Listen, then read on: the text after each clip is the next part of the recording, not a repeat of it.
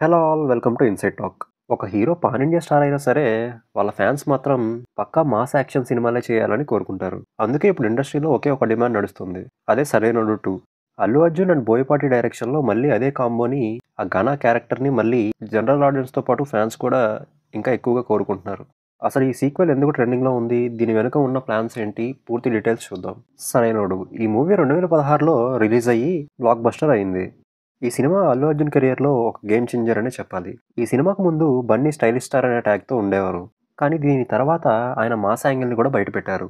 Boyapati scene డైరెక్షన్‌లో వచ్చిన ఈ మూవీ మాస్, యాక్షన్, డైలాగ్స్‌తో మాస్ ఫీస్ట్ మూవీగా డిజైన్ చేసుకున్నారు. ఈ మూవీలో తమన్ మ్యూజిక్ అయితే నెక్స్ట్ లెవెల్ అనే చెప్పాలి. మెయిన్‌గా బ్లాక్ బస్టర్ సాంగ్. ఈ సినిమాలో కమర్షియల్‌గా దాదాపు 127 కోట్లు వసూలు చేసి అప్పట్లో బిగ్గెస్ట్ హిట్‌లలో ఒకటిగా నిలిచింది. ఐకాన్ స్టార్ ప్రెజెంట్ డైరెక్టర్ అట్లీతో భారీ పాన్ ఇండియా ప్రాజెక్ట్‌లో ఉన్నారు. ఈ సినిమా పూర్తవ్వడానికి చాలా టైం పడుతుందని అల్లు అర్జున్ గారు కూడా ఫీల్ అవుతున్నారట. అందుకే తన ఫ్యాన్స్‌కి ట్రీట్ ఇవ్వడానికి ఎవ్రీ ఇయర్ ఒక మాస్ సినిమా ఇవ్వాలని బన్నీ ప్లాన్ చేసుకుంటున్నారట.